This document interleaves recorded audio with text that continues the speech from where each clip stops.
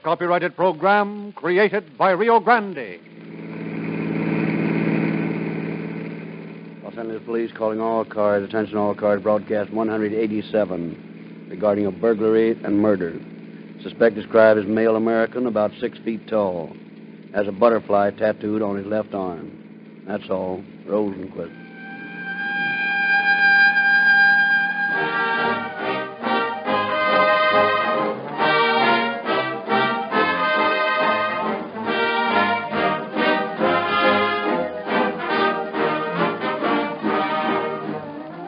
Next week, I'm going to start my vacation, leaving Rio Grande's sales story and the narrations on calling all cars in very capable hands. On my vacation, I'm going to do 2 things I've wanted to do for a long time. I'm going to hear calling all cars just as you hear it, and I'm going to have time to try and find out for myself why people buy certain brands of gasoline. I cannot believe the saying that ignorance is bliss. Yet when even the worst gasoline the law permits to be sold claims faster pickup, more mileage, greater power, and motorists pay good money for it, ignorance must be bliss. There are just as many grades of gasoline as there are grades of foods, cosmetics, clothes, or anything else we buy. There are many poor grades of gasoline, there are many good gasolines, and a few best gasolines. Of these few best gasolines, what definite, tangible proof, what authentic fact is given you as a guide to your gasoline purchase? Rio Grande extends to you a cordial invitation to buy based on the facts that those who buy the most gasoline and those to whom the finest gasoline is an absolute necessity have overwhelmingly chosen Rio Grande Cracked. When you buy Rio Grande Cracked gasoline, no guesswork is involved. Oakland and Los Angeles, for example, the 2 largest users of gasoline in California, have specified Rio Grande Cracked gasoline for years and have just renewed these contracts. Over 30 other cities and counties have selected Rio Grande Cracked as the finest gasoline obtainable to power their police cars, fire engines, ambulances, and other emergency equipment. Let these facts guide you to your independent Rio Grande dealer tomorrow.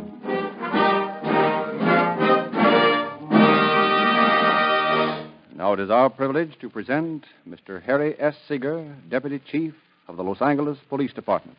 Chief Seeger. Crime in any form has consistently been shown on this program as a losing proposition.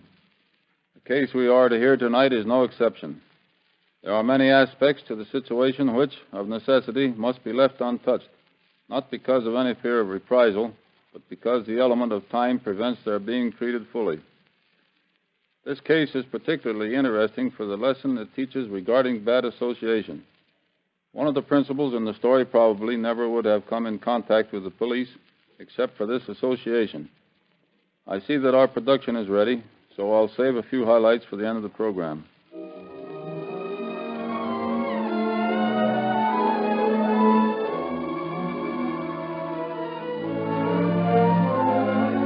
In a little cottage on a secluded street in San Diego, a young girl stands watching from a window. Her mother is busy preparing dinner.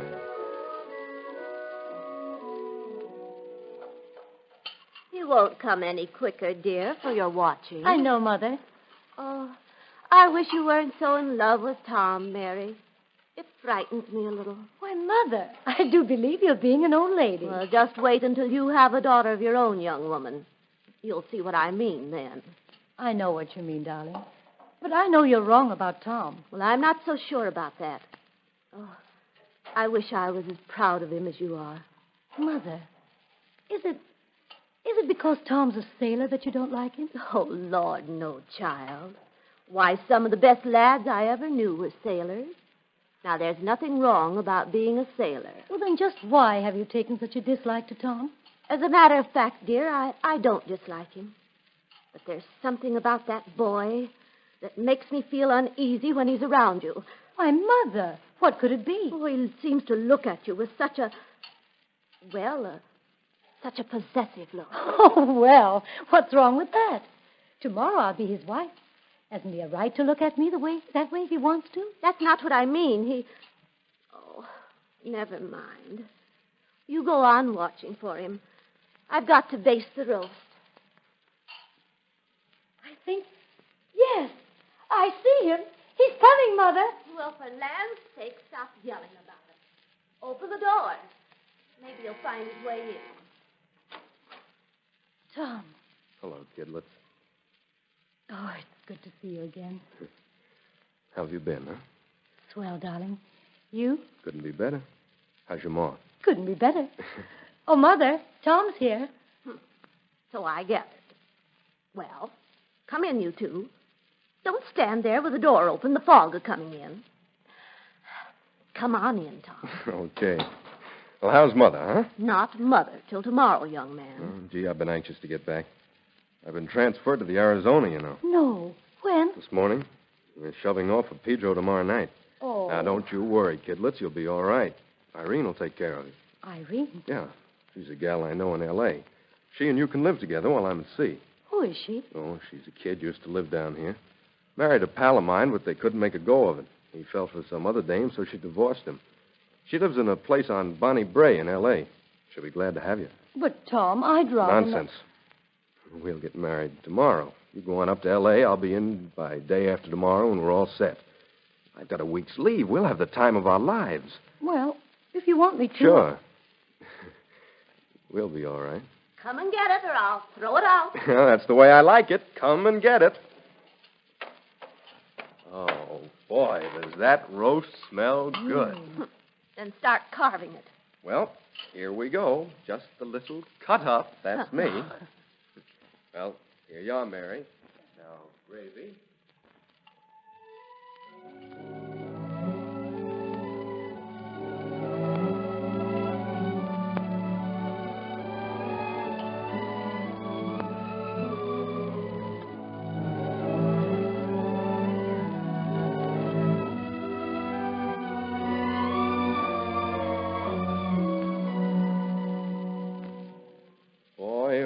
Boy, what a meal.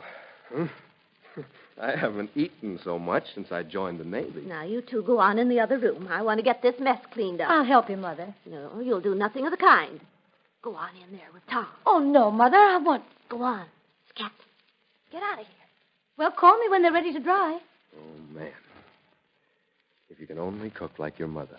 I get it. Roasts like my mother used to make, eh? Come on, sit down here. Closer. Gee, I love you, kidlets. I love you too, Tom. Your lips seem softer every time I kiss you. That's your imagination working. No, it's not.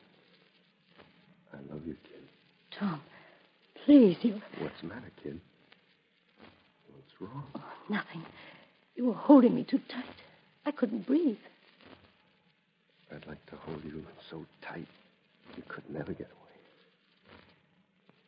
You're mine, kidlets. All mine.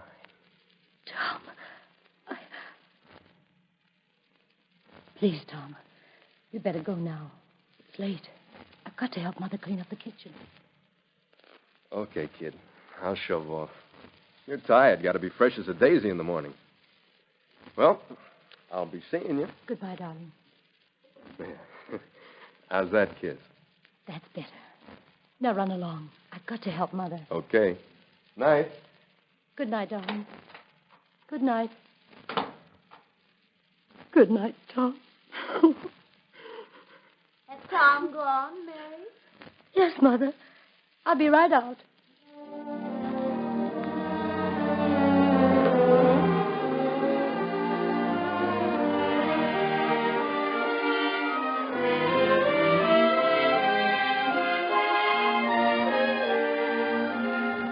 Next day, Mary heard a justice of the peace say, I now pronounce you husband and wife. Blinded by love, she did not see the glint in the hard eyes of her new husband, a glint of unwarranted possession.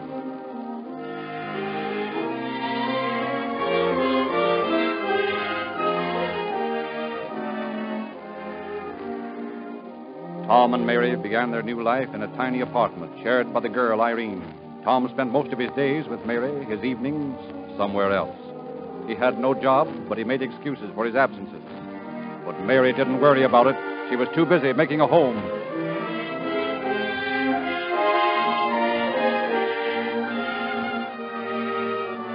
Then, one day, when Tom was away, Irene came home. kid.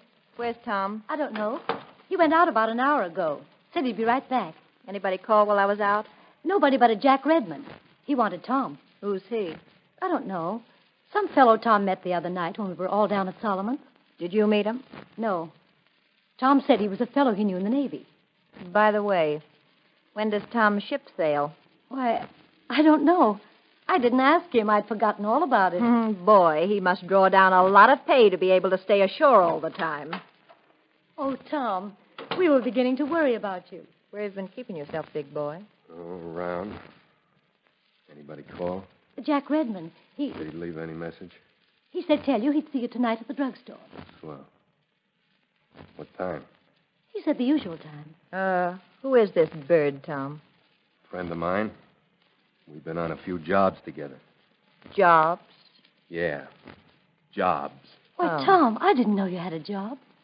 I haven't. It's... If you'll excuse me, I'll take a walk somewhere. Well, what's wrong, Irene? You've only just come in. Well, I've still got to go down to the corner and get some cigarettes, and I'll be right back.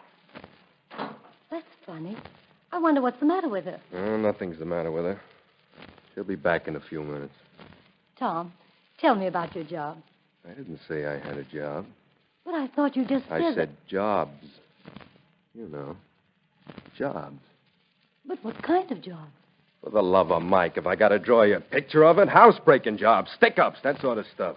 Oh, What's the matter with you? you mean you hold up people? Rob them? Sure, why not?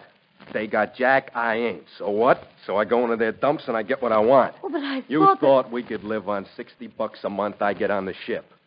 Sure we could, but who wants to? I want real dough. I don't want no chicken feed like that. Jack and I got a job lined up that'll put us on Easy Street. We got to have a little capital, so we're pulling another job tonight. I married a thief and a robber. What's that? You're a thief. So what? You want to stick with me or do you want to shove off? Oh, Tom, how can you stand there and be so cold about it? Hmm? Don't you realize what this does to us? Don't you realize that this kills everything between us? Yeah. Don't you see I can't go on being your wife? Always wondering whether you're coming home alone or whether you're going to be brought home in an ambulance. Cut it. Tom, promise me you won't go tonight. Promise. Ah, what's eating you? Nothing's going to happen to me. Tom, you've got to promise. What do you me. think I am, a baby? Why don't you come along to hold my hand? That's just what I will do. You'll do what? I'll go with you. Have you gone nuts? No, Then what the devil's the matter with you? nothing. You mean we'll team up? You'll work these jobs with me? Yes. Why not? You mean that? Yes, I mean it. Swell. Let's scram. If I can find that shirt. Hey, Mary, where did you put that automatic of mine? You aren't going to take it with you, are you? What? Hey, have you gone batty sure enough? Of course I'm going to take it. Where is it? In the top dresser drawer. Thanks. Hey.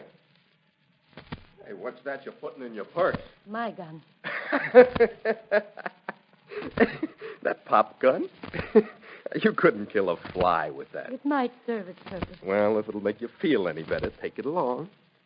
Tom, you wouldn't shoot a man, would you? What do you think I'm toting this rod for? To play tiddlywinks? I just wondered. That's all. Ah, come on, snap out of it. Is the battle over, little mother? Oh, come on in, Irene. We're going out for a little while. What's up? Nothing at all, lady. We got an appointment to see a gentleman about a canine. Well, you'll have one with the district attorney if you don't shove that gat farther down in your pocket. Huh? Oh, thanks, sister. Well, we'll be seeing you.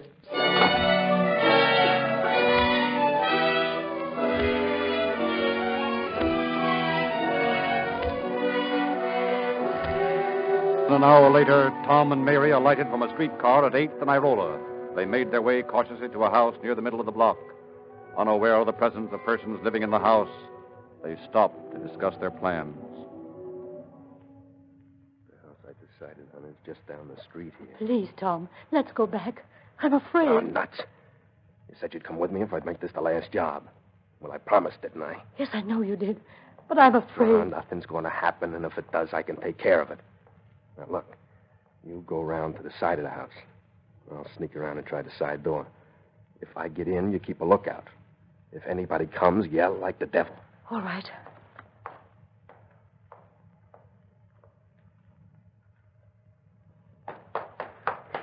Come on, let's get going. There's people in this house. What are we going to do? We'll try this place next door. Looks like no one's home. Now, you go on out in the backyard and watch. I'll climb in this window. Tom! What the devil's the matter with you? Pipe down. Do you want every cop in Los Angeles down here on our necks? Tom, there's somebody moving around in the house next door. I saw a man using the phone. The lights are all on. Come on in here and stop shooting off your mouth. I heard a car stop in front. Probably cops. Look, there's a man with a flashlight. Come on, let's get upstairs.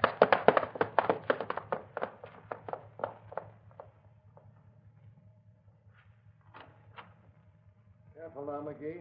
Might be a gang of them in here. Don't worry. I'll be careful, all right. I still think you had no business coming out here on this run.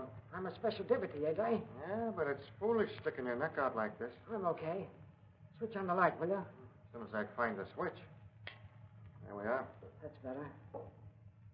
Say, I don't see anybody in here. I don't either. The people next door phoned that there were prowlers here. Wait a minute. I hear somebody upstairs. I believe I do, too. Say, there's a man at the top of the stairs. Hey, you. Come down from there. Come up and get me. Okay, pal. That's just what I'll do. I'll get him, Bill. Put up your hand, you monkey. Says you. I'm hit. Come on, Mary. Let's get out of here. Oh, Tom, did you... What do you think? Let's go. I'll blast this window. We got to get onto this porch roof. We can jump down from here. Tom, there's another police car stopping up front. I know it. Do you think I'm deaf?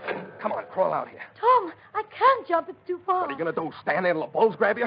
I'm jumping. Wait for me, Tom. Wait. Come on, jump. All right. Oh, What's wrong now? I turned my ankle. I can't walk. Tom, don't leave me. Tom! I saw two of them. They jumped off the roof there. Oh, wait a minute. There's something under that bush there by the house. Shine your flash on it. Come out of there. Put your hands up. Say, it's a woman. Come on, get 'em up. I can't walk. What's wrong with you? Shot? No. I'm afraid I've broken my ankle.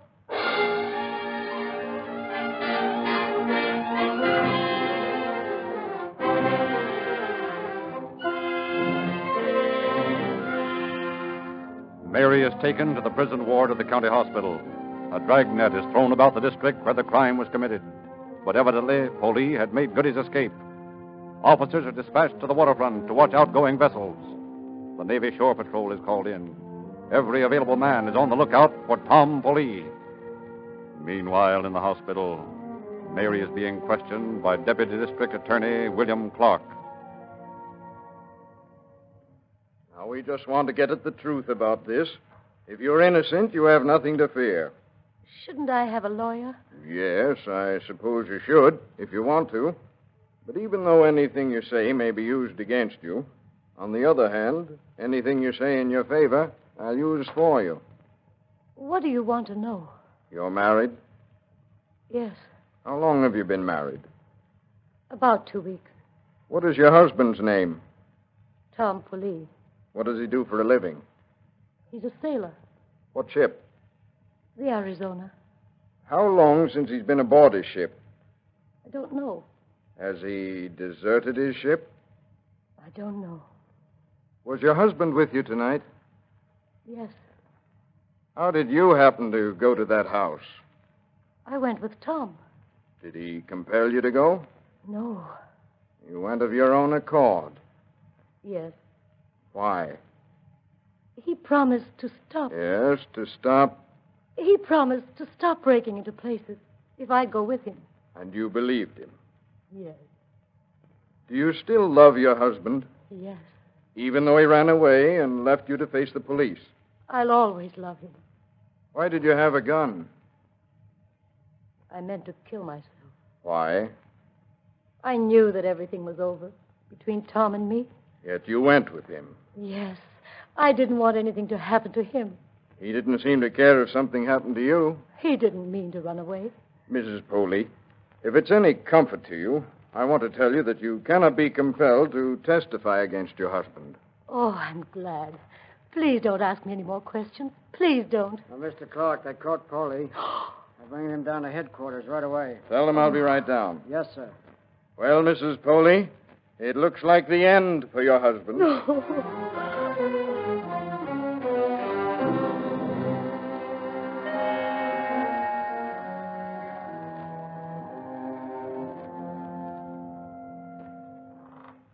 Well, Poley, you seem to have been in a hurry to leave town. Where were you going?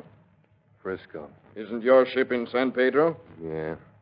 But if I reported in Frisco, it would have been all right. Then you weren't deserting. No. What do you call absenting yourself from your ship for the length of time you've been gone without reporting aboard? I wasn't deserting. Why did you run away and leave your wife last night? Figured I could do her more good out than if I was in jail. It didn't occur to you that you were being rather cowardly? No. I figured I could help her if I was out. You didn't think you might help her if you stayed there? I didn't think about it. Why did you kill that officer? I didn't kill anybody. It was Jack. Who's Jack? Jack Redmond. Where does this Redmond live? I don't know.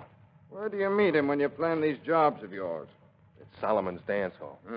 Check Solomon's on that, officer. Yes, sir. You say Redmond fired the shots that killed McGee? Yeah. Did you have a gun at the time? No. Your wife says you did. Then she's telling a deliberate lie. Joe, bring Mrs. Poley in here. You can't get away with this. That's what you say. Sit down, Mrs. Poley. Thank you. Now, Mrs. Poley, did you see any other man with your husband last night? No, sir. Did your husband have a gun? Yes. What kind? An automatic. A large one or a small one? A large one. That's a lie. I never had a gun. Oh, Tom. Officer, bring in that Irene woman. Yes, sir. You didn't know we'd picked her up, did you, Poley? What difference does that make? Oh. Here she is, Mr. Clark. Irene, Tom here claims he never owned a gun. Is that true? How should I know? Didn't you see him take a gun with him when he left his apartment last night? Your guess is as good as mine. How'd you like to be locked up as a material witness in this case? You can't do that to me. That's what you think. Take her out of here. Lock her up till she's ready to talk. Wait a minute. Sure he had a gun. I saw it all right. It was an automatic. Now can I go? Can I? Go on, get her out of here. It might interest you to know, Poley, that 6 of your shipmates from the Arizona say that you told them you intended deserting, going into the business of holding up people and robbing homes. That's a lie, too. They also testify that you owned a .45 automatic stolen from the Arizona. That's a lie. You know that a .45 bullet killed McGee? I don't know anything about it. That the bullet shows evidence of having been issued from government stores. So what? And that bullet was fired from your gun. Well, you'll have to prove that. We intend to. What did you do with that gun? I sold it Where? to a fellow in Long Beach. I thought you didn't own a gun. Well, that was before I... Go on. Before what? I ain't talking. Oh, yes, you are. I don't have to. You claim that Jack Redmond fired those shots last night and killed Officer McGee. Yes. And why don't you tell us where we can find this Redmond? I don't know where he is. I checked up Solomon's dance hall, Mr. Clark, and he says he never heard of a Jack Redmond. That's what I expected. Thanks, officer. Well, Polly? Well, what? Have you anything to say to that? I ain't talking no more. I think you've said enough to convince the district attorney that you're indictable for murder. No. No, you can't get away with that. I didn't do it, I tell you. It was Jack Redmond. He did it. I saw him. He shot Maggie. You can't pin this on me. We're not trying to pin anything on you, Polly. But so far, you've refused to help either us or yourself. You say some man named Redmond killed McGee. Yet you haven't convinced us that this Redmond even exists. You've been yellow throughout this whole affair. We'll hold you, Polly.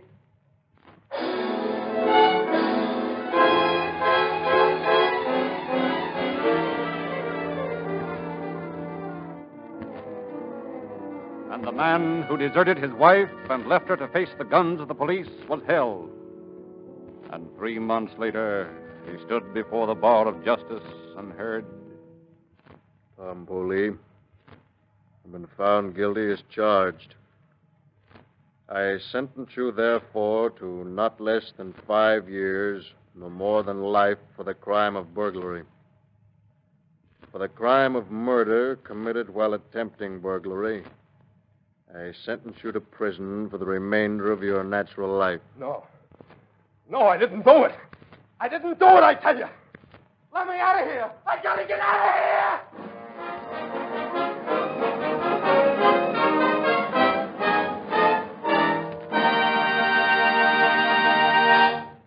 How would you like to have a product that's so well thought of that 1 out of every 9.5 units sold in the United States would be yours? That's what your independent Rio Grande dealer has with Sinclair Motor Oils. For 1 out of every 9.5 gallons of oil sold in this country is Sinclair. And that's not all. For millions of motorists in 45 nations of the world depend upon Sinclair Motor Oils to protect their billions of dollars invested in motor equipment. Now, you may remember, and I hope that you do, the many qualities of Sinclair oils that we've told you about. But the most important for you right now is this one valuable fact. Sinclair Motor Oils do not contain petroleum jelly, but most of the oils you buy do. Petroleum jelly in this summer's heat in your motor melts like butter, has no lubricating value, lets your engine wear itself out. You're fighting friction. And if you could eliminate that, your car would last you a lifetime. Sinclair oils will not break down in the most intense summer heat at the fastest speeds. Why then buy oils that are not completely de-waxed, de-jellied, super refined, and delivered to you in tamper-proof cans like Sinclair Opaline at only 25 cents a quart? Sinclairize for safety with Sinclair Motor Oils. Get police car performance with Rio Grande cracked gasoline at your independent Rio Grande dealers tomorrow. And now we once more present Deputy Chief Seeger. In view of the extenuating circumstances surrounding the activity of Mrs. Poley, she was granted probation for a period of 10 years. Tom Poley, whose real name we obviously have not used, received concurrent sentences of life imprisonment and an indeterminate sentence of 5 years to life. The Board of Pardons later set this sentence at 16 years. Tom Poley is now paying for his crime in San Quentin Prison.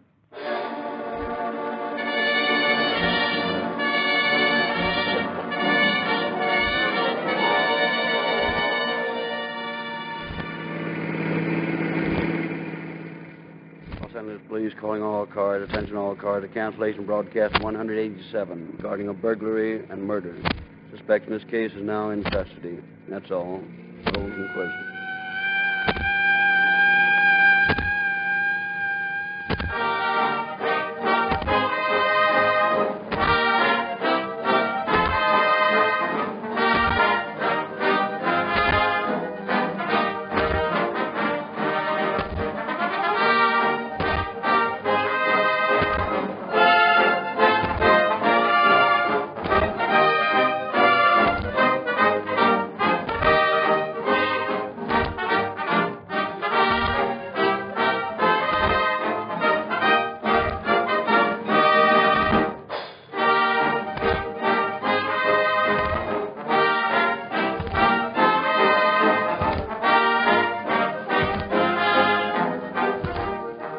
This is your narrator, Frederick Lindsley, bidding you good night for Rio Grande.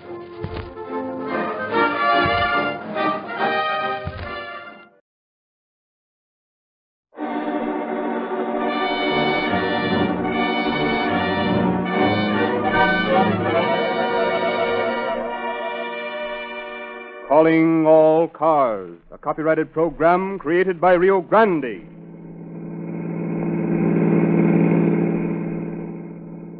San Bernardino Sheriff's Office calling all cars. Attention all sheriff's cars. Broadcast 188. Investigates the report of a dead body found on a detour off Valley Boulevard. Maybe a murder. That's all.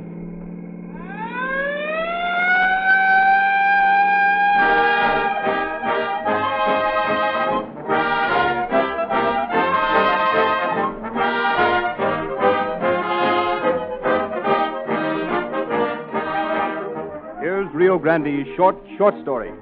Cracking is the finest method of producing gasoline. On this fact, oil men universally agree. Rio Grande cracked is refined by the Sinclair refining process. And Sinclair is the world's largest independent oil company whose products are used in 45 nations of the world. Rio Grande cracked is a patented, exclusive product that you can buy only through Rio Grande dealers. In the West, only Rio Grande has been licensed to use the Sinclair process. The best judges of gasoline are the buyers and users of gasoline for police cars, fire engines, and other emergency equipment. Police cars drive 800% more than the average motorist. They drive longer, faster, farther, and harder. More police cars, fire engines, ambulances, and other emergency equipment use Rio Grande cracked wherever it is sold than any other brand. Over 30 cities and counties have specified Rio Grande cracked as the finest gasoline obtainable to power their emergency equipment.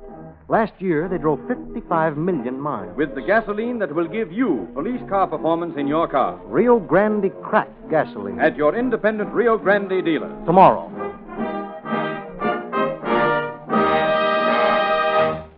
It is our pleasure to present a man who acted as consultant in this case. Clark Sellers is an examiner of questioned documents with more than 20 years' experience in identifying handwriting, typewriting, paper and inks, forgeries, and anonymous letter cases. He was called into such famous cases to examine the handwriting as that of William Edward Hickman, Winnie Ruth Judd, and he was the only expert in the West called by the Attorney General of New Jersey to examine the ransom letters in the Lindbergh kidnapping case to determine whether or not Bruno Richard Hoffman wrote them. We present Mr. Sellers. The art of identification is becoming more and more a real science. Today, many of our larger police departments have men scientifically trained who specialize on the interpretation of physical evidence. In counties of smaller population, it is only natural that the officials should call in to help them specialists who have been trained in the field of identification work. It has been my good fortune to meet some of the outstanding specialists in other fields of identification work. And in the particular case you are about to hear, I had the opportunity of recommending some of these specialists to District Attorney Muscle and to Sheriff Shea.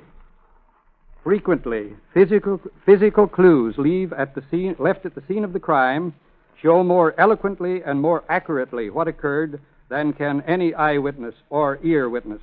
The microscope, the crucible, the camera, the spectrograph, all scientific instruments of precision were made use of in this very interesting case you are about to hear. But your program is ready. I'll be with you again at the end of the program.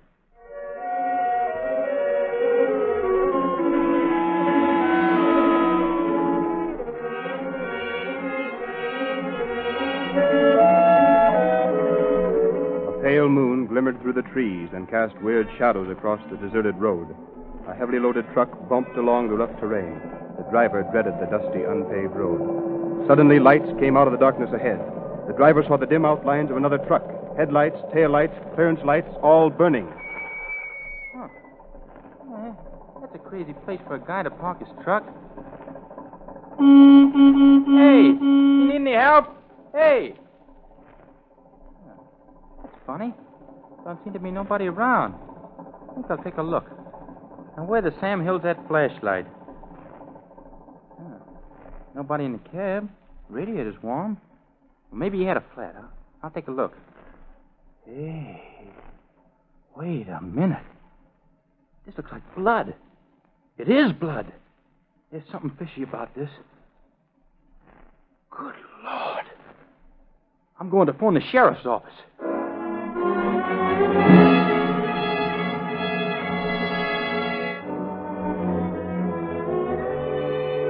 Jailer Bright, who had received the driver's call, flashed the word to County Coroner R.E. Williams in Colton, then detailed a veteran officer, Deputy Sheriff Harry Heap, to the investigation. The coroner picked up the truck driver from the station where he telephoned, and the two met Officer Heap at the scene of the tragedy. That fellow couldn't have fallen out of the truck. He's on the wrong side.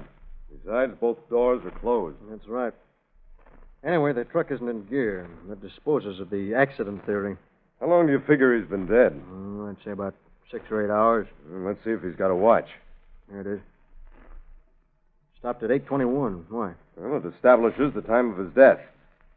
Let's see if we can find anything else that might identify him. Well, here's a billfold. Identification card says Harry Walsh, 2076 Paramount Drive, Southgate. Over close to Los Angeles. Here's $5. Evidently no robbery motive. It's too dark to try to find much evidence till day breaks. Yep. One thing's obvious. If he was killed by being run over with a truck, we won't have to spend any time looking for weapons. I wonder about that. I'll say one thing for this place. It's isolated enough. Whoever did this is probably miles away by now. No witnesses. You never can tell about these things. It's true. Let's take a look at the truck registration slip. Okay. Here it is. Smith Tank Line Corporation, 2605 East 26th Street, Los Angeles. Well, we'll check on that in the morning.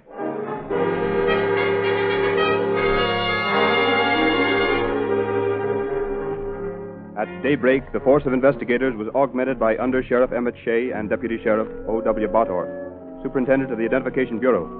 Coroner Williams, meantime, has made a discovery. Here's a cigarette lighter one of the truck drivers found under Walsh's truck in the sand there. I wonder what a truck driver would be doing with a perfumed cigarette lighter. I didn't know they went in for perfume. Better put it in a glass jar to preserve that odor. Maybe as valuable as a clue. Look, here's something else. Footprints under the truck here. They must have been made by a giant, judging by the size. They're at least 14 inches long. And here's some more tracks, too. Evidently a woman's foot made them. Sort of pigeon-toed, wouldn't you say? Yeah. See the way the ball of the foot curves in from the heel? I still don't think that the guy that murdered Walsh just wandered off. I'll bet my hat you'll find car tracks around here somewhere. You're probably right. Let's take a look. Hey, Bill, come here. What is it? Oh, Bing. There's your car tracks, all right. Yep. 2 smooth tires and 2 practically new ones. What make? All of them different, as near as I can make them out. Sorry. One's a new diamond tread, I see. That's swell. All you got to do is find a car with 4 different tires. 1 diamond, 2 smooth ones, and another new one. Simple. Yeah, simple. Like finding the well-known needle. Emmett. Oh, you and William. Come here a minute. What's on your mind, Bottoff? I found a rock with bloodstains on it. Uh-oh. Let's see it. Let's see if we can find any blood around here. Yeah, there it is. I'll say it is. Must have gone down 6 or 8 inches. At least. Evidently, our murderer didn't want us to find this. Yeah, that brings us down to what? 1 red cigarette lighter, never been used, and smells of perfume. And 1 rock matted with blood and hair. 4 tire marks, all different. Lots of 14-inch footprints and several small ones. I have a sneaking hunch that you'll find those small shoes spattered with blood. How come? Footprints are close to the body. And that's right. They are. Let's remember that. Yeah. Wonder who this bird is. Looks like he knows where he's going. Something you're looking for, mister? Yes. My name is Smith. Fred Smith, the Smith Tank Lines. This is one of my trucks. I hear Walsh has been run over. Yeah, we already sent the body to the morgue. Oh, it's too bad. Fine fellow, Walsh. Fine fellow. Ideal driver. How long's he been working for you? Almost 5 years now. Started back in 1929. How were his habits? Dependable? One of the most dependable drivers we had. Honest as the day is long. How'd he get along with the other drivers? Oh, he never had a minute's trouble with anybody. His size probably had something to do with that. Yes. Walsh was a powerful man. Take quite a big man to kill him, wouldn't it? Kill him? I thought it was an accident. That's what we thought at first. But we just found this rock with matted hair on it.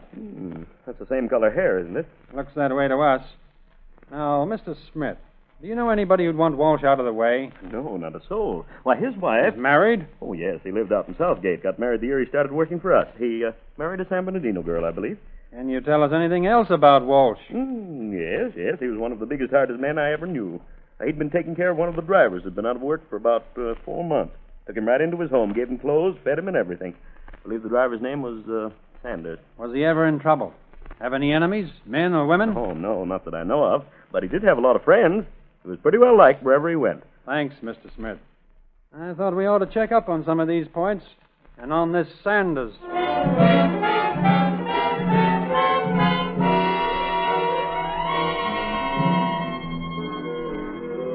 Back in San Bernardino, the deputies gathered in the office of Sheriff Ernest Shea and took time out to review their evidence. 2 officers were sent to Los Angeles to break the news to Mrs. Walsh.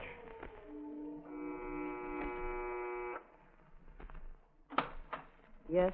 Are you Mrs. Walsh? Yes, who are you? I'm Deputy Sheriff Heap from San Bernardino. This is Deputy Stocker. How do you do? Well, what can I do for you?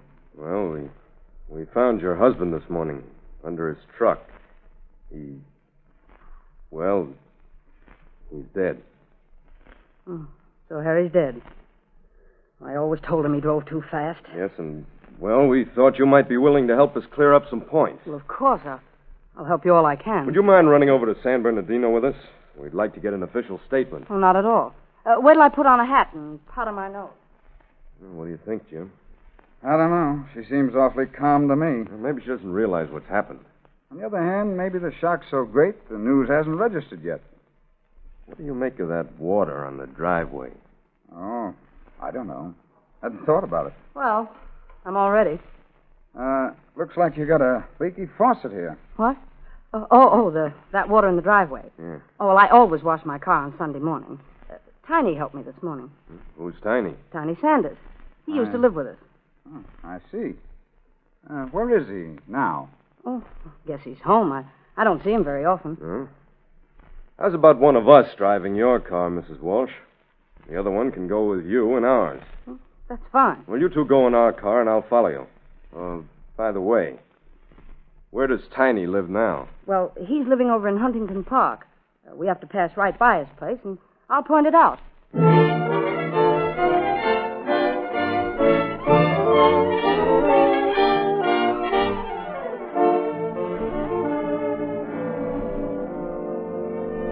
The officers stopped at the place Mrs. Walsh pointed out.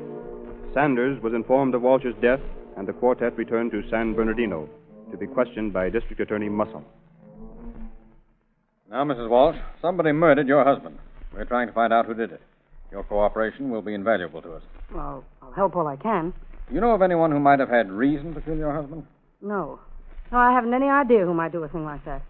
Well, it's too horrible for words. And did your husband and this man, Tiny Sanders, ever have any trouble? Oh, no, sir. No, they were the best of friends. There never was a crossword between them. Where were you last night? What? I said, where were you last night? Oh, why, I drove Mr. Sanders to Los Angeles, and then I went window shopping. What else did you do? Oh, nothing much. Spent most of the time on Broadway looking around. And I came home, I guess it must have been around 10 o'clock. I went to bed. When did you last see your husband? Well, I was at the yard when he left for Phoenix. He waved goodbye, and I didn't see him again. Oh, I wish it had been me instead of him. Oh, please let me alone tonight. I can't stand anymore. I can't stand it. Take her into the next room, Harry. Okay. Come along, Mrs. Walsh. Jim, bring Sanders in here. All right. Sit down, Sanders. Thanks. Sanders, I think you can help us, if you will. What's your full name? Huh? Oh. Donald Joseph Sanders. Where do you work? I don't. Been out of work for 4 months. I've been living with the Walshes. Were you with Mrs. Walsh last night? Yeah, we had dinner together. And went for a drive. Where to? No, just around. No place in particular. Up one street and down another. Name one place in particular. Listen, Copper, I ain't talking, see? I ain't telling you nothing. I got my reasons. I'll talk when the right time comes, but I ain't making no statement now. Bring in Mrs. Walsh, Jim. All right. Is this your handkerchief, Sanders? Sure, that's mine. What are these bloodstains? Nosebleed. Here's Mrs. Walsh, Stanley. Okay. Sit down, Mrs. Walsh. Thank you. May I see your shoes? What? Your shoes. I'd like to look at them. Oh, why, sure, yeah. Thank you. And what are these stains on the back of your shoes? Bloodstains? Bloodstains? Yes. Where did they come from? I killed a chicken last night. I see. If you don't mind, I'll keep them. The matron will give you some prison shoes. Prison shoes? Yes. We're asking you and Mr. Sanders here to be our guests for a few days.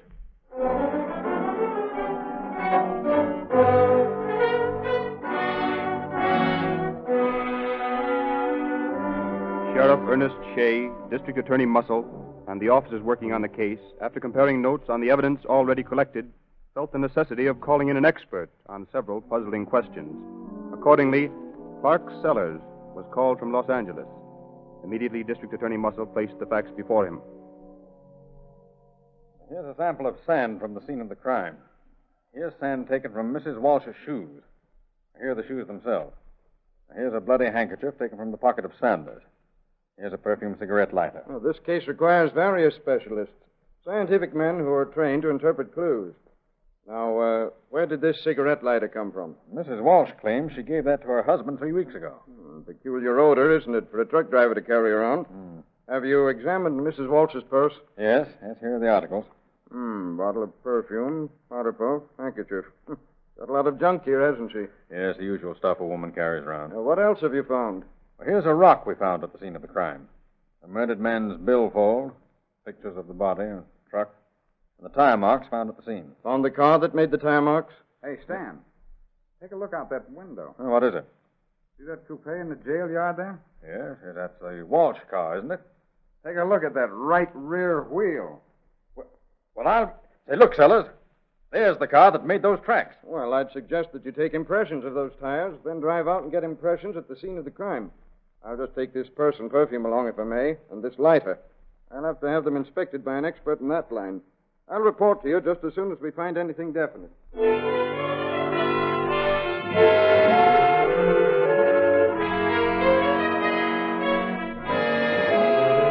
Back in Los Angeles, Sellers summoned Dr. A.T. Frascati, noted cosmetologist, and Ray Pinker, forensic chemist of the Los Angeles Police Department. Ray, here's a pair of shoes worn by a suspect in this San Bernardino case I phoned you about. Lots of stains on them. Yes. The district attorney wanted to be sure what those stains are. Now, here's some pieces of clothing from the victim and a handkerchief from another suspect. See what you can discover from them. Okay. How about that sand? Well, this sample came from the scene of the crime. This came from the woman's shoes. And this sample is from the cuff of the man's trousers. And this is from the yard of the woman's home. I've got to work on them right away. This perfume, Mr. Sellers. It is the same on the cigarette lighter and in the purse. You're sure about that? Positive. Perfumes, like in music, have notes. Musical vibrations. They are the same in both the cases. Mr. Muscle and Sheriff Shea want to be sure it's the same perfume as that in the bottle found in the purse. It is absolutely the same. I understand the woman claims to have given the lighter to her husband 3 weeks ago. Is that possible? It is not possible. The lighter would have a stronger smell of grease had it been carried by a man employed as this one was. Oh, Clark, come here a minute. What have you found? Look through this microscope. Looks the same in both specimens, doesn't it? Yes. Now, that's from the woman's shoe. And this one on the right is from the road where the body was found. Well, let's examine them spectrographically. Wait a minute, the crucible isn't hot enough yet. How about the sand from a yard? How does it compare? I'm just putting that under the lens. Let's take a look at it. Looks very similar. Let me see. A little smaller and smoother, though. Well, let's burn some of the sand and get spectrographic readings. That's the first time I ever saw anything like that. How's it progressing? They're identical in chemical composition. That's unusual. See for yourself. The sand from the road, the sand from the shoes, and that from the yard is exactly alike. Well, maybe they are chemically, but they're different microscopically. Yes. The only thing we can say definitely is that the sand from the man's pants cuff is the same as that on the road. Well, that's right. Except for the microscopic difference, the 3 samples in the woman's case are identical. That's the way it stands. We'll see about these bloodstains now. I'll see how Dr. Frascati's coming along with his perfume. Well, Doctor, anything more definite? A perfume is an evening in Paris. Bourgeois makes it. The powder puff is as strong with it as is the handkerchief and the lining of the purse. The other articles are also contaminated. The perfume on the lighter is without a doubt the same as that in the purse. How long would you say the lighter had been out of the purse? Not more than 2 or 3 days at the most. If it had not been placed in the glass jar, it would have lost its fragrance in a very few hours. Then it's safe to say that both the lighter and the purse were together when the lighter was lost. Undoubtedly. Well, the bloodstains match anyway. All of them? All of them. Stains on the rock, the shoes, the handkerchief, and on the clothes.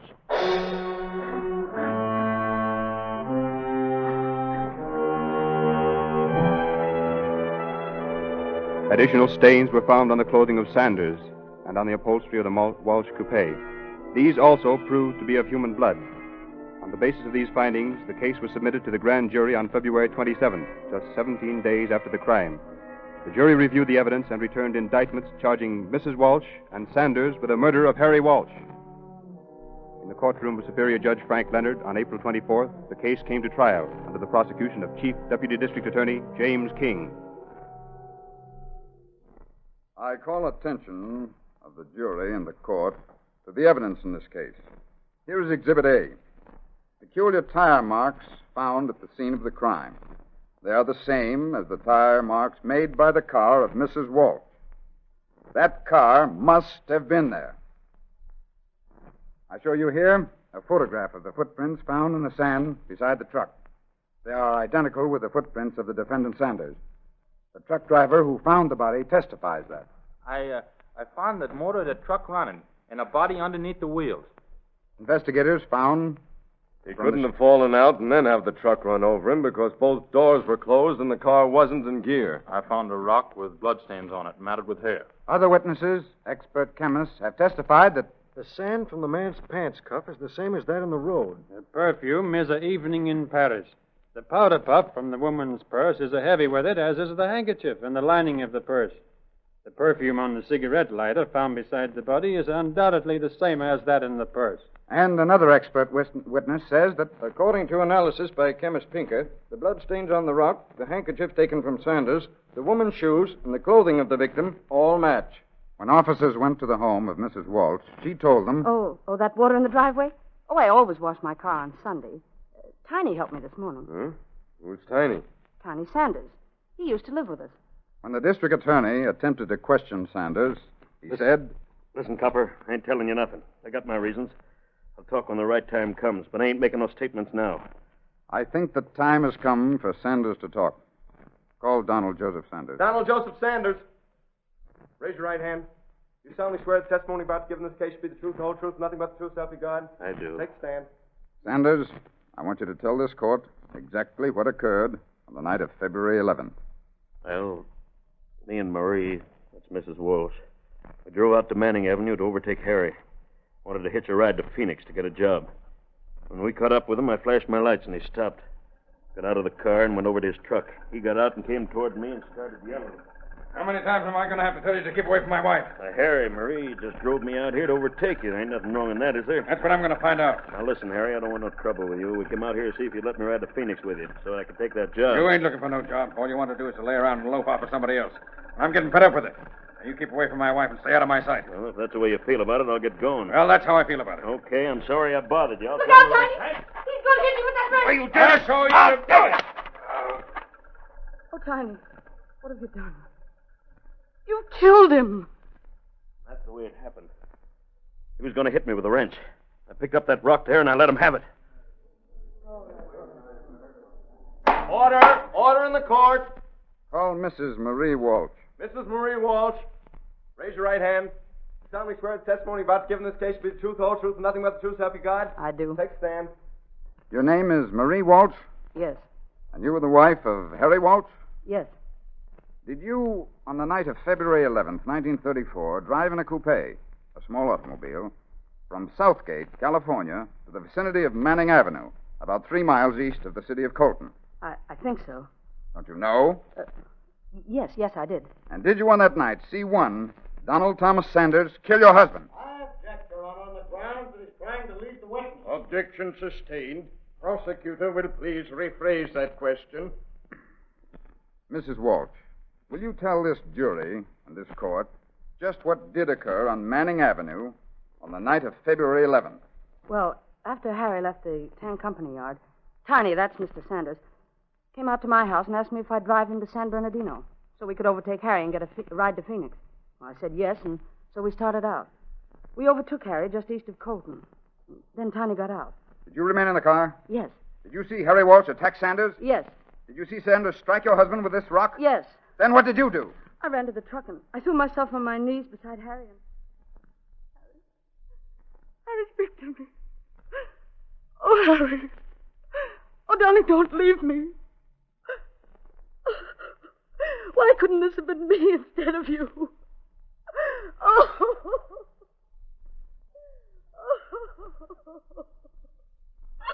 Is that all you did? Yes, that's all I could do. Harry was dead.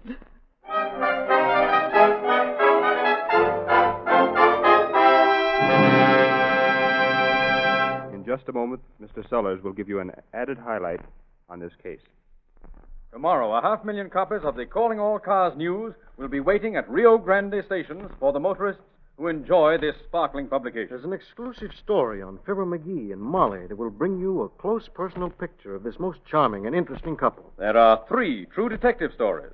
Fast-reading news and the radio people and programs you enjoy most. A complete guide for your motion picture attendant. And previews of the latest show. It's full of pictures, personalities, and human interest. And it's free. Another reminder about that motor of yours. Sinclair motor oils won't break down at the most intense heat. That's because they're de-waxed, de-jellied, super refined by Sinclair. Sinclair writes the laws of lubrication. 8 major airlines, 150 railroads, great fleets of ships, and motorists the world over depend upon Sinclair motor oil. Sinclair Opaline, only 25 cents a quart in tamper-proof cans at your Rio Grande dealers where... You get police car performance with Rio Grande cracked gasoline.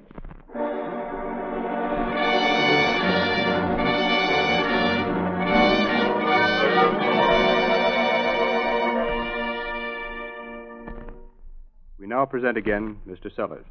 The jury, obviously affected by Mrs. Walsh's story, deliberated 17 hours, then filed back into the courtroom with this decision.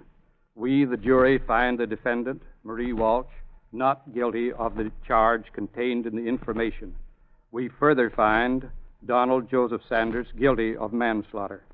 Sanders was sentenced on May 14, 1934, to serve a term of 1 to 10 years in San Quentin. Thank you, Mr. Sellers.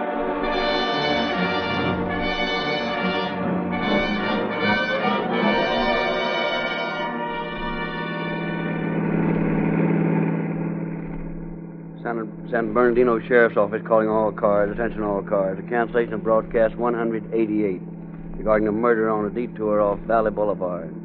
Suspect in this case is now in custody. That's all.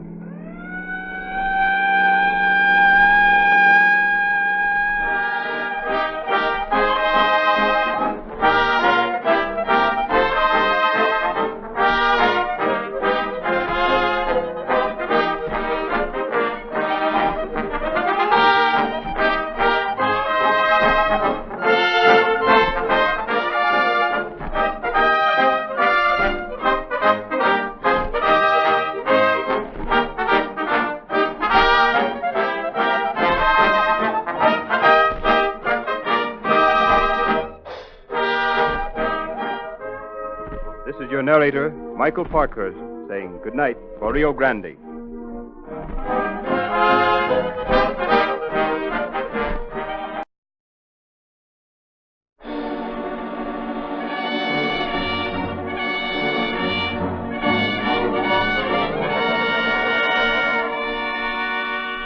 Calling all cars, a copyrighted program created by Rio Grande. Los Angeles Police calling all cars. Attention all cars. Broadcast 190 regarding a person washed overboard from a Catalina boat. Described as male, American, about 30 years old, wore a straw hat, a gray suit. Reported lost near the west end of the island. That's all. Rosenquist.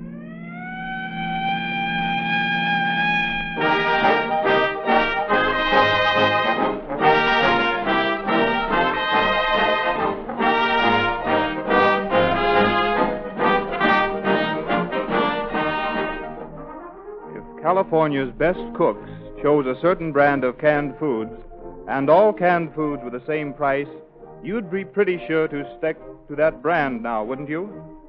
If California's best interior decorators recommended a certain brand of rug, and all rug prices were the same, I'm sure you'd like to know that brand when you are ready to buy rugs.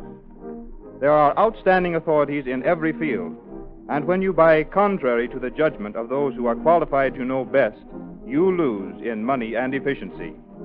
The biggest buyers, the biggest users, the greatest testers of gasoline in California are your city and county governments and the men who drive your police cars, fire engines, ambulances, and emergency equipment.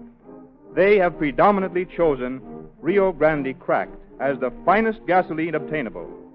30 of your cities and counties have specified Rio Grande Cracked gasoline in competition with all other brands. Thousands of intelligent motorists who think about their purchase of gasoline have changed to Rio Grande Cracked. For 2 years, Rio Grande led all other brands of gasoline in percentage of sales increase. Last month, more motorists got police car performance from their cars with Rio Grande cracked gasoline than in any June in Rio Grande history. Don't put off the money-saving, satisfaction-gaining change. You will agree with the best authorities that only Rio Grande cracked will give you police car performance in your car. Think when you buy gasoline.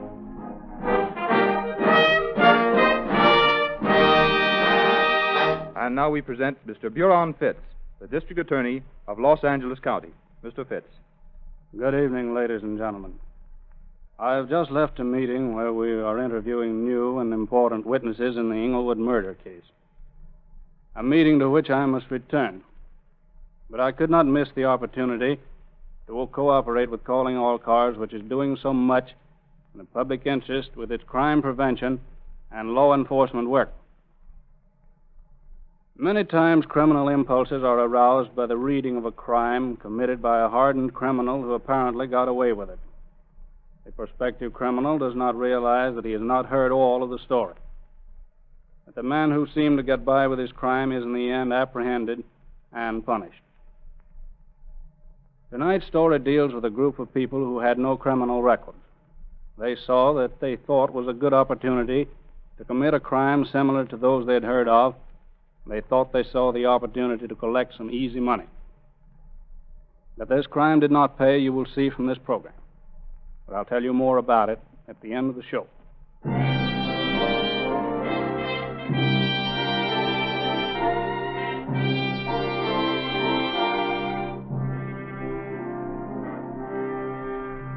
Two and a half hours out from Avalon, the Catalina Flyer was nearing a stretch of rough water off the west coast of Catalina Island. The hot July sun beat down on the upper deck. Below, the passengers were enjoying the cooling breezes of the Pacific. Suddenly, from the deck above, came the voice of the captain. Man overboard! Man overboard! Full speed astern! Hard apart! Who is it? Oh, it's my husband. He went up on deck after my purse. There, look. I see him. There he is. Where? Oh, John! I'm going to try to help him. Don't jump in there, man. You'd never save him in this water. Are you going to stand there and let my husband drown? There's nothing we can do, ma'am, that we're not doing. I've got every hand on board keeping a sharp lookout for him. But this man says he saw him. That was a seal, ma'am.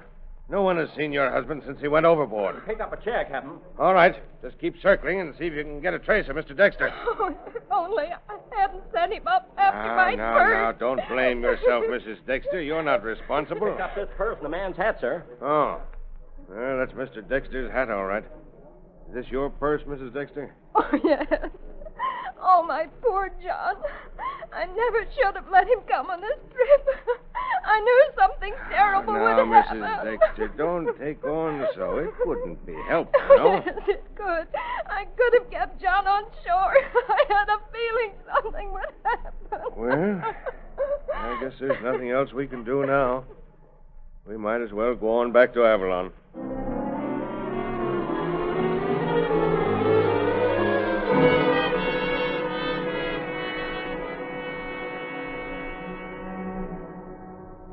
Don't worry about Mrs. Dexter, Captain. We'll take care of her. Thanks, Mr. King. I'll be with you as soon as I make my report on the accident. We'll take the first boat over to the mainland. See that Mrs. Dexter gets home all right. I want to thank you for all you've done for me, Captain McAfee. I'm sorry if I seem to blame anyone for this, but John and I understand, all right, Miss Dexter. And I'm awfully sorry about it, too. Well, I'll be rowing back to the boat. I'll see you later, Mr. King.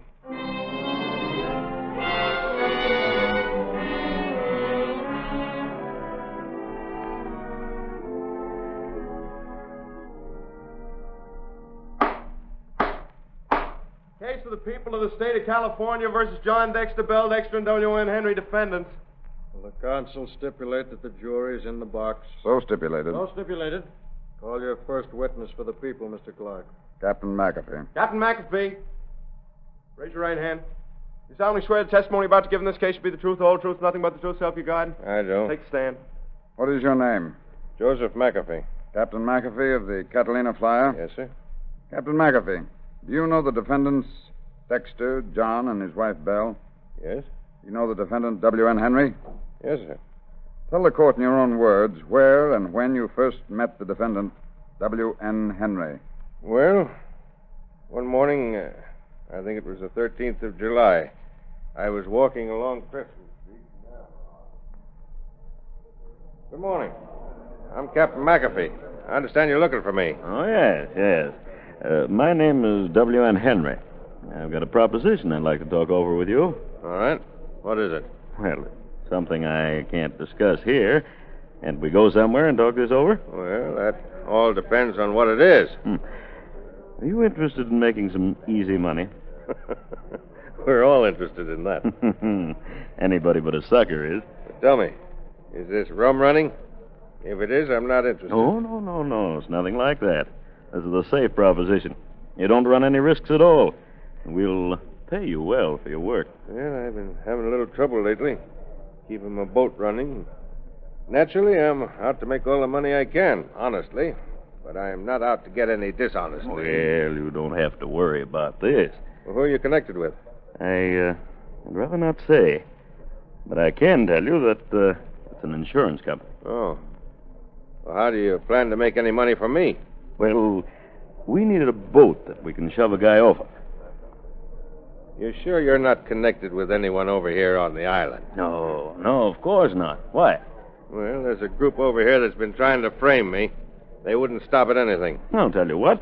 Let's go over to the mainland where we can work this thing out in private. I'll give you all the proof you want that I'm on the level with you. All right. I'll see you tomorrow night, then. And the next day, I went over to Los Angeles and got a room in a hotel. Are you in the habit of coming to the mainland? Yes, sir. I come over every week or two.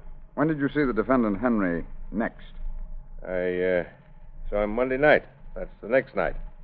He came down to the hotel, and we had dinner. Then he told me all about this drowning scheme.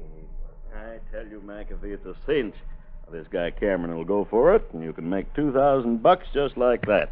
Well, I don't know. Looks fishy to me. What company did you say it was? I didn't say. Oh. All you need to know is the time and the man. You point out the proper place for him to fall overboard and leave the rest to us. Well, how do you know he won't really drown? Well, won't make any difference to you. You'll get your $2,000 just the same. Yeah, but it's going to be pretty hard on him, though, isn't it? No. This guy Cameron is a perfect setup for this thing. He's got only one leg. Everybody will know he can't swim. I tell you, McAfee, we can't lose. When do you want to pull this off? Well, I figure that Dexter, that is Cameron, ought to go around the island with you once before we do the job. Suppose we arrange to be over there next Saturday. You can make the trip Sunday, look everything over, and we can make the final arrangements then. Mm-hmm. Well, I'm going to be in town until the middle of the week. Why don't you come down to the hotel Wednesday night and bring this fellow along and work out the details? Yeah, it's a swell idea. I'll see you about 8 o'clock Wednesday night. Went back to the hotel and kept thinking about this thing. I had some friends in an insurance company, one of the biggest ones. So I called them up and told them about this thing. Then what happened? Well, the company sent their attorney over to see me, and when they found out what the scheme was, they suggested calling your office. That is, the district attorney's office. Did you do that? Yes, sir.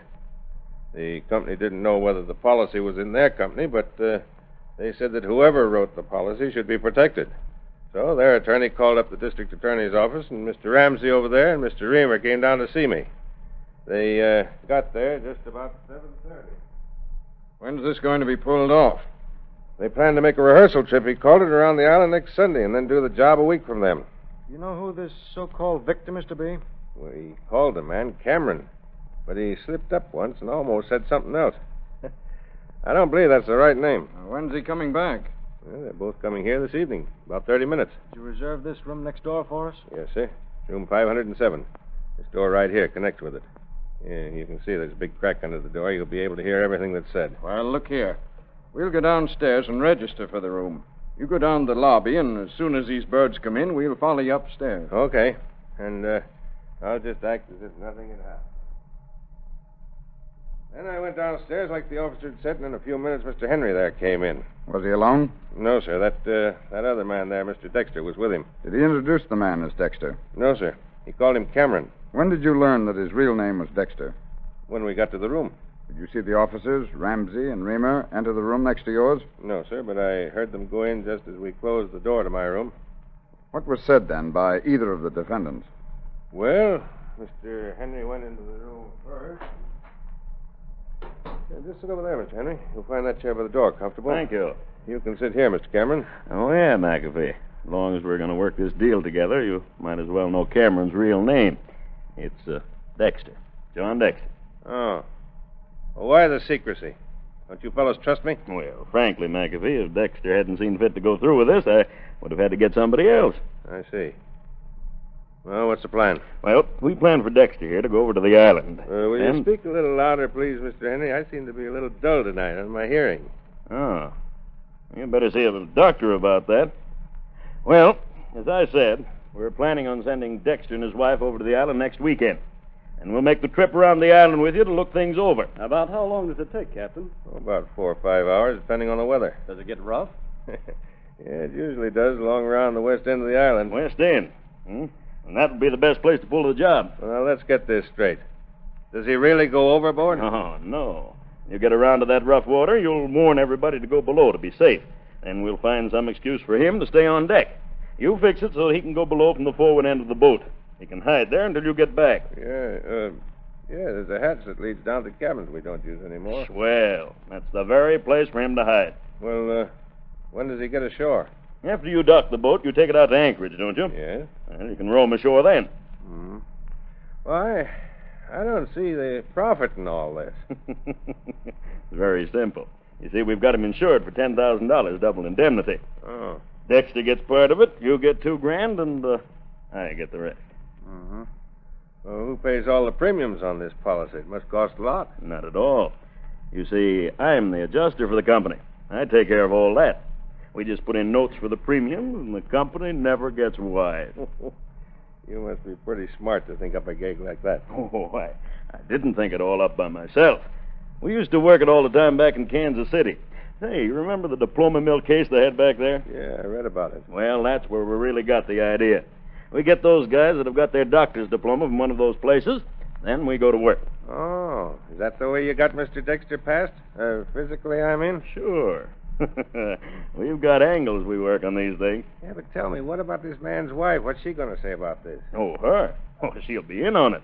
She'll act like she really thinks he's drowned. Well, what are you going to do if you get caught? Oh, caught? Not a chance in the world of getting caught. It's a lead pipe cinch, I tell you. Why, the DA and the sheriff's crew will never get wind of this thing in a million years. And while this conversation was in progress in room 508, your room, who else was present? Just Mr. Henry, Mr. Dexter, and myself. Just a minute, Mr. Clark. At no time was Mrs. Dexter present in the room? No, sir. And where were the officers, Ramsey and Reamer, at that time? Why, Not what you think you know. I want what you know. I'm not sure. I heard them go into the room, that is the room next door. Could they have heard this conversation? Objected to on the grounds it is hearsay testimony and calls for a conclusion of the witness. Sustained. Do you know whether or not the officers heard this conversation? No, sir, I do not. Was the conversation sufficiently loud for them to hear it? Objected to, same reason. Sustained. Did you make any arrangements to meet Dexter and Mrs. Dexter at any later date? Yes, sir. They were to come over the following weekend. That is the 21st. Oh, good morning, Mr. Dexter. Fine day for your trip. Yes, it is. Oh, Belle, this is Captain McAfee, my wife. How do you do? Pleased to meet you, ma'am. I've talked this thing over with my wife, and she seems to think it's too risky. Well, you know best about that, but... I'm afraid something will go wrong. I wouldn't want anything to happen to John. Well, don't worry about that part of it. We'll see that he's safe. Come up forward here. I'll show you the hatch. All right. There's a cabin directly beneath the pilot house. We've got some old mattresses and some pieces of sail stored there now, but we can find a place to hide, Mr. Dexter. Boy, it's going to be hot in there in this weather. I'll say. Here's the hatch. Oh, my, it's dark down there. The better to hide me, my dear. Now you can just go down the ladder and look around if you want. I wouldn't have consented to this at all, but we need the money so badly. I've got to go to the hospital next week for an operation. Hey, do you know this Henry fellow very well? No. I just met him last week when he came out to talk to John. I didn't want John to take out the policy with Mr. Henry, but he's so easily influenced. As soon as he'd get away from me, he'd let them talk him into anything. Yeah, some men are that way. Everything clear? Yeah, you can come on out. Boy, oh boy. Glad to get out of that hole. Hot down there. Well, what did you expect in the middle of July? I didn't know it'd be this hot. Say, which way do we sail out of here? On this map here. Why, you see, we go up north here to Cabrillo Harbor. Mm-hmm. Past Empire Landing, in between Bird Rock and Shiprock, into Isthmus Cove, and then around Land's End. Do we stop at Ironbound Bay? No, we don't stop at all. We just keep close to the shore along here, past Indian Head, China Point, on down to Silver Canyon. Somewhere between Silver Canyon and Seal Rocks here is the rough water. The best point for our stunt. You will be careful, won't you, John? Sure. Don't worry about me. Well, what do you plan to do after we get to shore? Well, I'll go back to Wilmington on the boat that leaves just before 5 o'clock. And I'll go back by the first boat after we dock, see? Henry has arranged to have a fellow meet me in a car. He's making a trip to the valley, and I'm going as far as El Centro with him. When's your wife going to join you? Just as soon as she gets our money.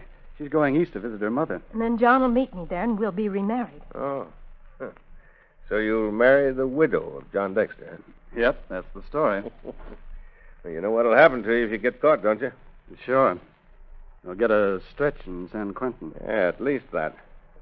Well, here come some more passengers. You better grab a couple of chairs and make stuff up. I told them they better grab a couple of chairs and get comfortable. And pretty soon the other passengers came aboard and we cast off. Who else was on board you recognized? Mr. King and his wife? Eddie King of the district attorney's office? Yes, sir. What was he doing on board? Well, I'd been told by the district attorney's office to go through with the plan. That was your only reason for going ahead with the fake drowning? Yes, sir. To help the officers catch the others. What did Mr. King do while on board your boat? He watched Mr. Dexter. They all got acquainted with each other. Did Mr. Dexter or his wife mention this affair to Mr. or Mrs. King? No, not that I know of. Did anyone else on board your boat know of this scheme? Oh. No, not at that time. Later, I had to tell my engineer, but that was the next week. Did anything out of the ordinary happen that day, the 21st of July? No, sir. You just made the routine trip. Yes, sir. We just sailed around the island. When you came to the rough water, what did you do? I told the passengers to go below. We always did that. Did they all go? Yes, sir. Then what happened? Well, Mrs. Dexter said she'd forgotten her purse, and Mr. Dexter went up after it. Was that according to plan? Yes, sir. Then what happened? Well, we came back and docked, and the passengers all went ashore. Did you leave Dexter on board that day? No, sir. We all came ashore. Now, Captain McAfee, I want you to tell the court and the jury in your own words just what took place during the following week and on Saturday and Sunday, July 26th and 27th. Well, it had been arranged that Mr. and Mrs. Dexter would come over on Saturday. Hello, Mr. Dexter. How are you today? Fine. How's it going? Fine. How are you, Mrs. Dexter? Splendid, thanks. Have you seen Mr. and Mrs. King? Oh, yes. They're up at the hotel. They've got rooms right next to yours. Thanks a lot, Captain, for getting the rooms for us. We might have had to sleep on the beach. Well, we'd have found a place for you. Maybe in the forward cabin, eh? No, thanks. Those 2 hours tomorrow will be enough of that for me. You still want to go through with it? Sure. I need that jack. Well, we better get over to the hotel, then. So we went over to the hotel, and Mr. and Mrs. Dexter went up to their room. I didn't see them anymore that day, not until 11 o'clock Sunday morning. They came down at the pier with Mr. and Mrs. King and several other people from the hotel. Right this way for the glass bottom boat. Get your tickets. See the flying fish right over here for your tickets to see the flying fish. Get your tickets for the trip. Good morning, Mr. Dexter. Fine day for your trip. Beautiful day. Too beautiful to get drowned on. Somebody might hear you. Somebody get drowned? Oh, no. John was just clowning. I see. Well, there have been several people lost around here. Over on the other side of the island, though. Usually carelessness on the up. Well, we better get started. Mrs. Dexter, you go first. Mrs. King, you're next, Mr. King. Okay, Mr. Dexter. And we all got on board and headed the boat up the coast. Was Mr. Henry on board? No, sir, he wasn't. Did Dexter mention Mr. Henry? Yes. Yes, he said that Mr. Henry would meet him when he got on shore at Wilmington. What did you do on the trip around the island? Why, after we'd been out from Avalon about 2.5 hours, I called to Mr. Dexter to one side and said, we're almost up to the place where you decided to pull your act. I don't know whether or not to go through with this thing. Shh. Here comes my wife. John, isn't it about time? If you're going to do it? I've been debating it for half an hour. Well, if you think you shouldn't do it. Oh, I don't know. What have I got to lose? A whole lot. If you do go overboard, haven't we, Captain? Well, you're the best judge of that, ma'am. What kind of signal shall we use? Let's see. Look, when I put my hand out like this and lean against the pilot house, you'll know the coast is clear. When you send everybody below, when we get to the rough water, we'll stay close to the stairs and watch you. Yeah, you better get ready. It's beginning to get rough. We'll be watching you. Everybody below decks, we're coming to rough water. Everybody. Won't be safe up here on the upper deck. Come on. Let's all go below. I'll call you as soon as we're through it. Come on, dear. Let's get below. I want to get a seat near the porthole. All hands stand by. Rough water. Do you see him? Not yet. John, I wish you wouldn't do this. Why, darling? Well, it isn't honest. But, darling, we've got to get the money for your operation. We've just got to go through with it. I wish you hadn't let Henry talk you into this. Honestly, I'm frightened. Oh, now, there's nothing to be afraid of.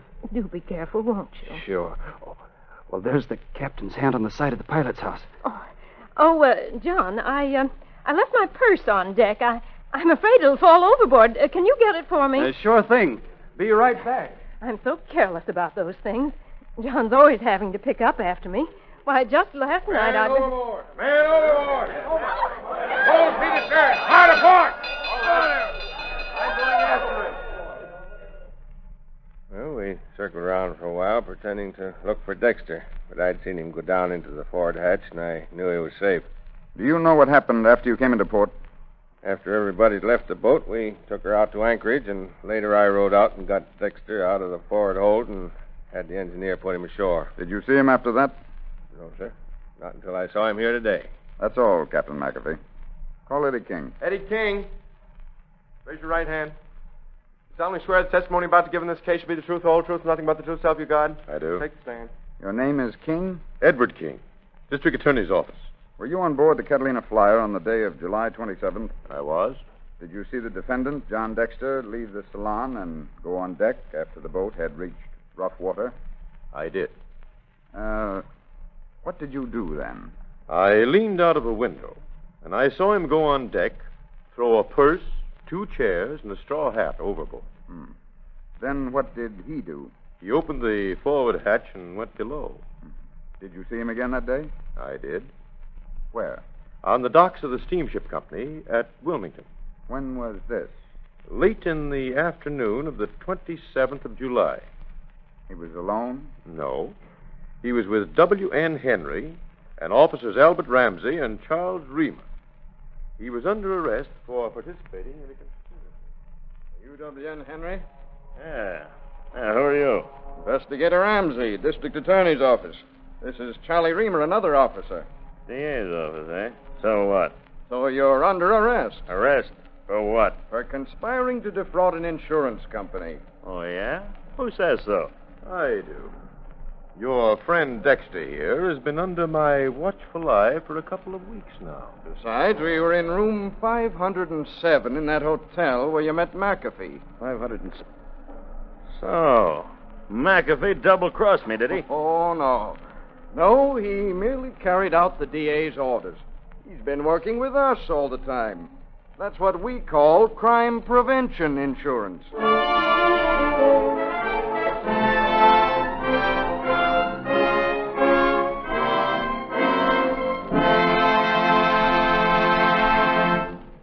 Tomorrow, when you stop and think before buying gasoline, and then decide to follow the judgment of the most important buyers and users of gasoline, you'll go to your Rio Grande dealers for Rio Grande Cracked. If you're not already using Sinclair motor oils, you'll discover a double incentive for patronizing your independent Rio Grande dealer. 52 railway systems fight friction and wear with Sinclair oils. 150 airplanes. Airplane manufacturers and flying fields have tested, approved, and used Sinclair oils. Fleets of ships and trucks and great industrial and manufacturing plants operate their equipment under the Sinclair law of lubrication with Sinclair oils. 1 out of every 9.5 gallons of oil sold in this country is Sinclair. What does this mean to you? Well, out of many exclusive qualities of Sinclair oils, this one is probably the most important to you right now.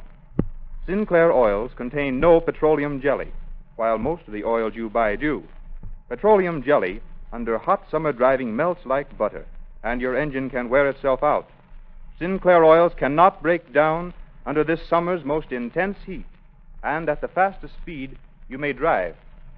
You save money by buying less oil, preventing repair bills, and lengthening the life of your car. Sinclair Opaline in tamper-proof cans costs but 25 cents per quart. Sinclairize for safety with Sinclair motor oils. Get police car performance with Rio Grande cracked gasoline. Again, we present District Attorney Huron Fitz. Mr. Fitz. Officers took Dexter and Henry to Dexter's home and arrested Mrs. Dexter. As a result of the trial, Henry was sentenced to San Quentin Penitentiary. The sentence later fixed at 4 years. Dexter was given a sentence of 1 year, and Mrs. Dexter a suspended sentence. Thus, another crime failed to pay. Thank you, Mr. Fitz.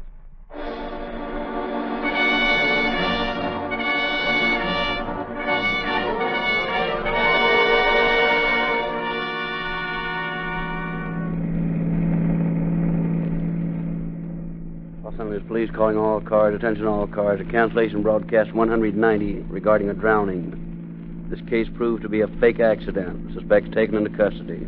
That's all. Rosenquist.